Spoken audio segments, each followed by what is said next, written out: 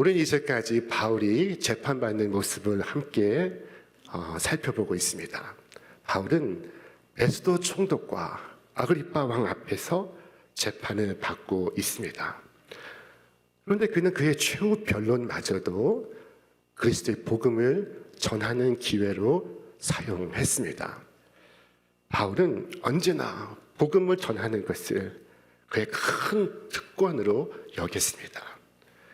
그는 측량할 수 없는 그리스도의 풍성함을 전하는 것을 인하여 하나님을 찬송했습니다. 그는 언제나 자신이 전해야 할 주제에 대해서 한 번도 혼동하지 않았습니다. 그는 13권에 걸친 그의 성경 기록 속에서 한 번도 내가 무엇을 전해야 할까 고민한 바가 없습니다. 그는 한 가지 주제만을 정했던 것입니다. 자, 그는 말했습니다. 내가 너희 중에서 예수 그리스도와 그가 십자가에 못 박히신 것 외에는 아무것도 알지 아니하기로 작정하였습니다. 그는 단호했습니다. 처음부터 마지막까지 그의 설교의 주제는 그리스도였고 그리스도의 십자가였습니다. 그는 또 말했습니다. 내게는 우리 주 예수 그리스도의 십자가 외에는 결코 자랑할 것이 없으니. 자, 이제 마침내 모든 재판이 끝이 났습니다. 로마 시민권자였던 그는 가이사 앞에서 재판받기를 청원하였습니다. 그리고 그의 청원대로 이제 그가 가이사랴에서 로마를 향하여 항해를 시작합니다. 군사의 호송을 받으며 그의 배가 출항하게 되었습니다. 자, 외형적으로는 한 죄수가 가이사랴에서 로마로 압송되는 순간입니다. 그러나 이것은 바울의 제4차 전도 여행의 출발이기도 했습니다. 하나님의 오묘한 섭리가 아닐 수 없었습니다. 자, 주께서 그에게 말씀하셨습니다. 바울아, 담대하라. 네가 예루살렘에서 나의 일을 증거한 바와 같이 가이사 앞에서도 증거하여야 하리라. 바울 일행이 탄 배는 시돈을 거쳐서 저 무라라는 곳에 이르게 되었습니다. 그리고 그곳에서 큰 배로 갈아타게 되었습니다. 자, 앞서 바울은 다가올 폭풍을 경고한 적이 있었습니다. 그는 이미 많은 항해 경험이 있었습니다. 자, 그러나 사람들은 그의 말을 듣지 않았습니다.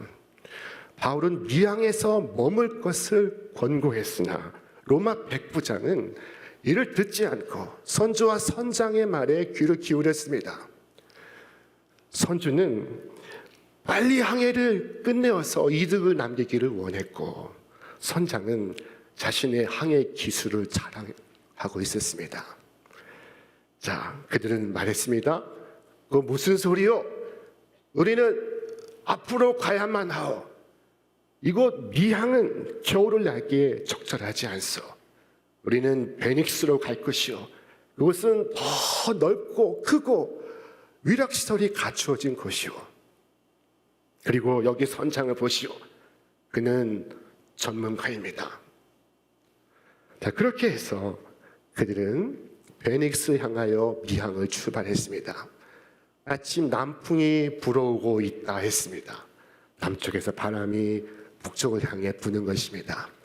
그들은 의기양양했습니다. 그들의 뜻이 성취되는 줄 알았습니다. 자, 그런데 그것은 잠깐이었습니다. 바람이 방향을 바꿉니다. 얼마 안 되어 북풍이 불어오기 시작했습니다. 오늘 성경에는 유라굴로라 불리는 북동풍이 크레타의 산을 넘어서 강력하게 그 바다에 불어오고 있었습니다. 그 배는 그때로부터 방향을 잃기 시작했습니다.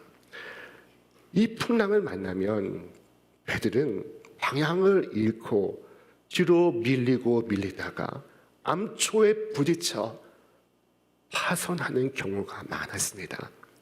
자, 풍랑의 물결이 배에 사정없이 부딪히고 배는 곤두박질을 치고 올라갔다 내려갔다를 반복합니다. 선원들은 배를 어떻게든 통제해 보려 하였으나 모든 통제력을 잃었습니다. 아무 소용이 없었습니다. 어려움은 단계를 걸쳐 커져갔습니다. 자, 처음에는 바람에 떠내려갔습니다. 원래 바람을 이용해 앞으로 나아가야 하는데 바람이 워낙 거셌기 때문에 돛을 내리고 바람에 밀려가기 시작한 것입니다. 동인지 서인지 알 수 없는 것으로 떠밀려가고 있습니다. 그 다음 단계는 이 배가 침몰하는 것을 막기 위하여 무게를 가볍게 하기 위해 배에 있는 모든 짐을 바다에 던지는 것이었습니다. 오늘 18절 말씀에 우리가 풍랑으로 심히 애쓰다가 이튿날 사공들이 짐을 바다에 풀어버리고, 그 배는 로마로 가는 배입니다. 그 배는 로마에 가서 매매해야 할 많은 무역 상품들을 싣고 있었습니다. 그 배에는 많은 승객들의 보따리가 있습니다. 그런데 그 모든 것을 바다에 던지기 시작했습니다. 얼마나 상황이 심각한 것입니까? 얼마나 아까운 짐들입니까? 그러나 그것으로 끝나지 않았습니다. 오늘 본문 19절 말씀에 사흘째 되는 날에 배의 기구를 그들의 손으로 내버리니라. 이제 배의 장비들을 버리기 시작했습니다. 항해의 필수적인 노를 버리고 키를 버리고 돛을 버린 것입니다. 인간의 한계에 이르는 것입니다. 자, 모든 것을 버렸습니다. 다 포기했습니다.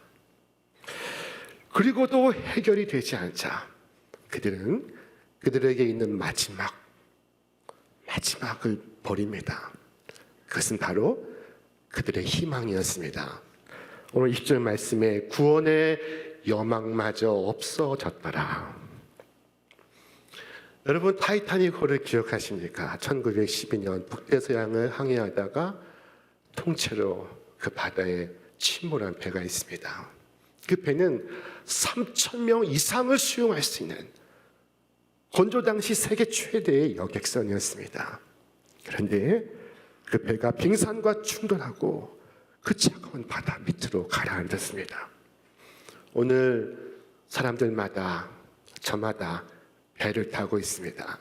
우리 모두는 우리의 배를 타고 있습니다. 많은 사람들이 좋은 배라고 여기는 배는 자기 의라고 불리는 배입니다. 이 의는 행위나 공로나 업적이나 지식이나 기술로 바꾸어 표현할 수 있습니다. 자, 그들 이 배를 타고서 마침내 바라는 항구에 이를 것이라고 믿고 있습니다. 그러나 단 한 번도 그 배는 그들이 바라는 천성에 이른 적이 없었으며 앞으로도 없을 것입니다. 자, 사람들은 부드러운 남풍이 불 때 그들의 노력이 그들의 소망하는 항구에 데려가 줄 것이라고 믿습니다. 그런데 곧 끔찍한 광풍이 불어오고 그리고 그들이 항구에 도달할 수 있으리라는 소망이 산산조각이 날 때 그들은 정신을 잃습니다. 자, 저는 지난 추석날 새벽에 차를 몰고 저 공항으로 달려가고 있었습니다. 미국에서 그 추석날 도착하시는 귀한 분이 있었기 때문이었습니다. 자, 그리고 그 새벽에 차를 몰고 가는데 새벽 4시 30분 영종대교 위에서 제 차가 멈추어 섰습니다. 차의 타이어가 펑크가 난 것이었습니다. 차를 믿고 그리고 그 멋진 다리를 건너가고 있었습니다. 자, 그런데 그 다리 위에서 차가 섰습니다. 그 바다 위에 아무것도 보이지 않는 그 이른 새벽, 그 차 위에 제가 있습니다. 자, 그리고 바람이 부니 이 차가 흔들리기 시작합니다. 그때 오늘의 본문을 생각했습니다. 여러분, 인간의 문명을 자랑하는 곳에 서서, 인간의 기술을 뽐내는 곳에 서서 저는 묻지 않을 수가 없었습니다. 나는 지금 어디에 있으며 나는 어디로 가고 있는가? 많은 젊은이들은 자신이 스스로 자신의 삶을 결정할 수 있다고 믿고 있습니다. 머리가 좋아서 좋은 대학에 입학을 하고, 그리고 노력을 해서 좋은 직장을 얻는 사람일수록 그런 생각을 하고 있습니다. 이성이 발달된 사람일수록 자신이 삶의 주인이라고 믿고 있습니다. 그리고 자신을 위해서 대비도 퍽 잘합니다. 이 사공들은 배 뒤에 작은 나룻배를 함께 묶어 다니고 있었습니다. 자, 이렇게 해서 충분한 대비까지 하고 있었던 것입니다. 살면서 있을 재난을 대비하고 충분한 안전장치까지 하면서 그것을 자랑하고 기뻐하고 있습니다. 자, 그런데 폭풍이 불어옵니다. 폭풍이 매섭게 바울이 탄 배를 덮쳤습니다.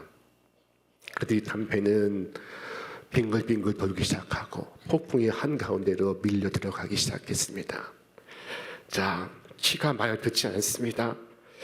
도무지 진정시킬 수 없습니다. 어떠한 통제도 할 수 없었습니다. 그렇게 해도 달도 별도 보이지 않는 시간이 열흘이 지나가고 있었습니다. 당시 사공들은 하늘의 해와 달과 별을 보며 방향을 파악을 하고 나아갈 바를 결정했습니다. 자, 그런데 암흑이 며칠 동안 계속되고 있습니다. 그들은 자신이 어디에 있는지 알 수 없습니다. 어디로 가는지 알 수 없습니다. 인생의 어떤 상황은 사람들에게 진실을 깨닫게 해줍니다. 그들은 소리쳐 말합니다. 나는 어디에 있으며 어디로 가고 있는가? 그들은 육신을 위해 음식을 먹을 수도 없었으며 영혼을 위하여 위로를 구할 수도 없었습니다. 여러분, 성경 창세기부터 요한계시록까지 스스로 살 수 있다고, 스스로 구원할 수 있다고 믿는 사람들을 위하여는 어떠한 위로의 말씀도 단 한 절 발견할 수 없습니다. 자신이 옳다고 생각하는 사람들을 위하여는 창세기부터 요한계시록까지 바람으로 가득하고 풍랑으로 가득합니다. 폭풍과 태풍뿐입니다. 성령께서 그 영혼에 그 폭풍을 보내실 때 그것은 큰 자비입니다. 그때 그는 비로소 깨닫습니다. 비로소 알게 됩니다. 그는 무엇을 깨닫고 무엇을 알게 될까요? 자, 그것은 바로 이것입니다. 우리를 구원하시되 우리가 행한 바 의로운 행위로 말미암지 아니하고 오직 그의 긍휼하심을 따라 중생의 씻음과 성령의 새롭게 하심으로 하셨나니. 여러분, 이 점을 꼭 유의하시기 바랍니다. 자신이 할 수 있는 어떤 것도 여러분을 구원할 수 없습니다. 교만과 탐욕이 나를 떠받들어도, 나를 어딘가로 이끌어 갈 것 같아도 여러분, 내가 바라는 항구에 도달할 수가 없습니다. 자신이 아무것도 아님을 고백하십시오. 그러면 주님께서 여러분에게 모든 것이 되실 것입니다. 바울은 고린도 후서에서 이렇게 고백했습니다. 형제들아, 우리가 아시아에서 당한 환난을 너희가 모르기를 원하지 아니하노니 힘에 겹도록 심한 고난을 당하여 살 소망까지 끊어지고 우리 자신이 사형 선고를 받은 줄 알았으니.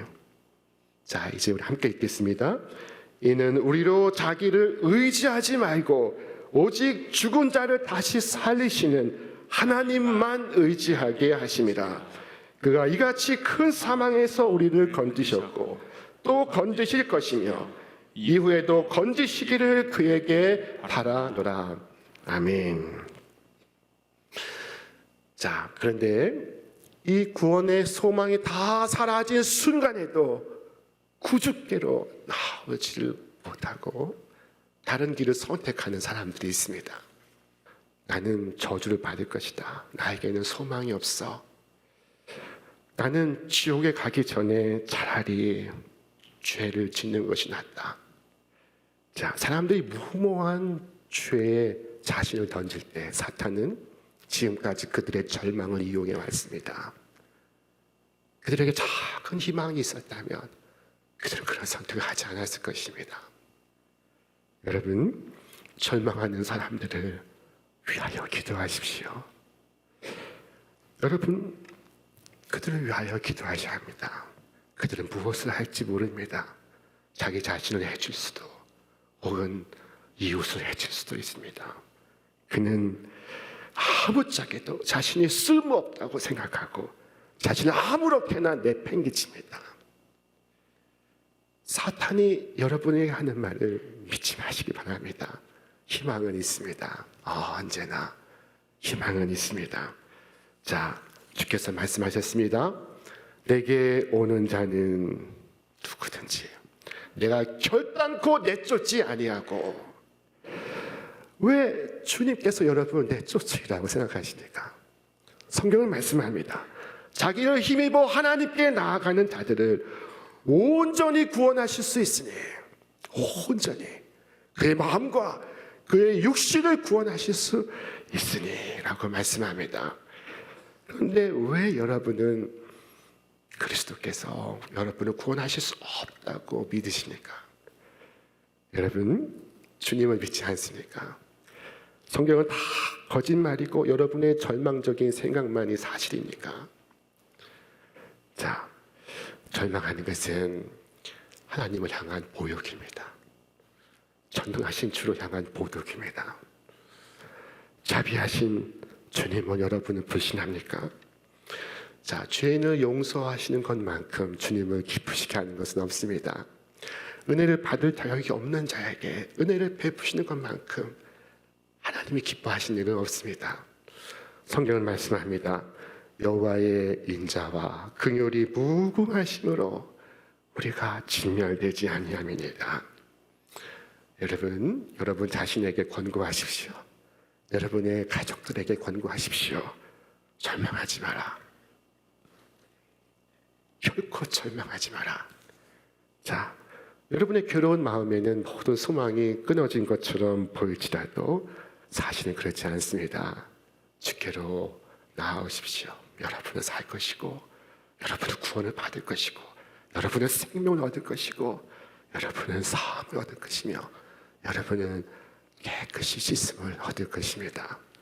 여러분, 모든 희망이 사라진 그 순간에 이 사도 바울은 그때 일어섰습니다. 그리고 말했습니다. 여러분이요 내 말을 듣고 글에 대해서 떠나지 아니하여 이 타격과 손상을 면하였다면 좋을 뻔하였느니라. 그는 먼저 이야기합니다. 그들의 잘못된 선택을 분명히 지적합니다. 왜냐하면 이와 같은 일이 반복돼서는 안 되기 때문이었습니다. 그리고 말했습니다. 우리 함께 있습니다. 안심하라. 너희 중 아무도 생명에 있는 아무런 손상이 없겠고 오직 베뿐이리라. 내가 속한 바 곧 내가 섬기는 하나님의 사자가 어젯밤에 내 곁에 서서 말하되 바울아 두려워하지 말라. 네가 가이사 앞에 서야겠고 또 하나님께서 너와 함께 항해하는 자를 다 네게 주셨다 하였으니 그러므로 안심하라. 나는 네게 말씀하신 그대로 되리라고 하나님을 믿노라. 아멘. 하나님의 말씀이 바울에게 임했습니다. 하나님의 사람에게 주님의 계시가 임했습니다. 이것은 바울이 로마까지 무사히 간다는 것입니다. 바울이 가이사 앞에 서야 하기 때문에 그의 생명은 보존되어야 합니다. 자, 그러므로 무사할 것입니다. 이것은 바울 개인의 운명에 관한 것이지만 그러나 모두의 운명을 포함하고 있습니다. 바울이 무사하다면 그들도 무사할 것입니다. 바울이 무사하다면 그들도 무사해야만 합니다. 한 사람도 다칠 수 없습니다. 그래서 하는 말씀입니다. 안심하라. 하나님께서 너와 함께 항해하는 자를 다 네게 주셨으니. 자, 여러분, 바울이 이 배에 있는 한 배는 무사할 것입니다. 바울이 그 배에 있는 한 모두가 살 것입니다. 여러분 잘 알고 있지 않습니까? 하나님께서 야곱을 축복하실 때 야곱만 축복하신 것이 아니었습니다. 그가 처해 있는 삼촌 라반의 집의 모든 것에 축복이 임하게 하셨습니다. 하나님께서 요셉을 축복하실 때 그만을 축복하신 것이 아니었습니다. 그의 주인 보디발의 온 집에 축복이 임하게 하셨습니다. 여러분, 오늘 바울은 말하고 있습니다. 나는 하나님을 믿노라. 말씀하시는 하나님을 믿노라. 전능하신 하나님을 믿노라. 구원하시는 하나님을 믿노라. 나는 하나님의 약속을 믿노라. 자, 어려운 일을 당할 때, 환난을 당할 때 이 바울을 보십시오. 사색이 되어서 우는 사람들이 있습니다. 탄식하는 사람들이 있습니다. 죽은 것처럼 기진해서 의식을 잃은 사람들이 있습니다. 그 사람들 속에서 바울은 하나님의 메시지를 전하고 음식을 가지고 감사 기도를 드린 후에 그 음식을 나누어 줍니다. 먹으라. 그리고 먹으라.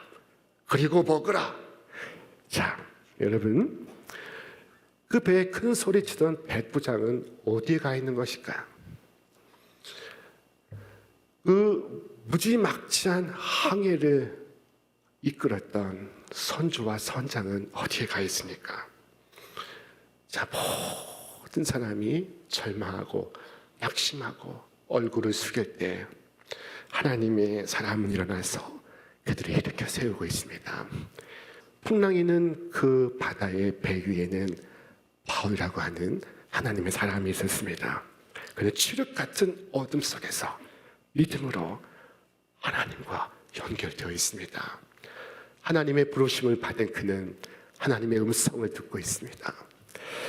그리고 모두가 절망할 때 그의 심장에는 소망으로 가득합니다.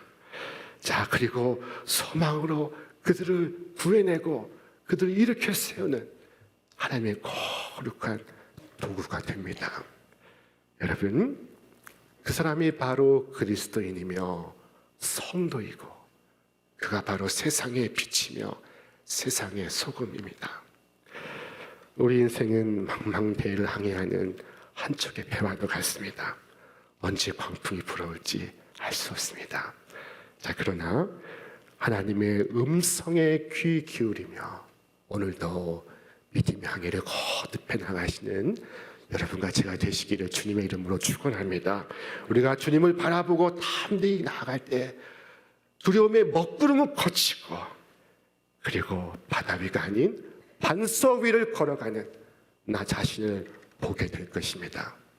순간순간 주님을 의지함으로 승리하시는 이 새로운 한 주가 되시기를 주님의 이름으로 축원합니다.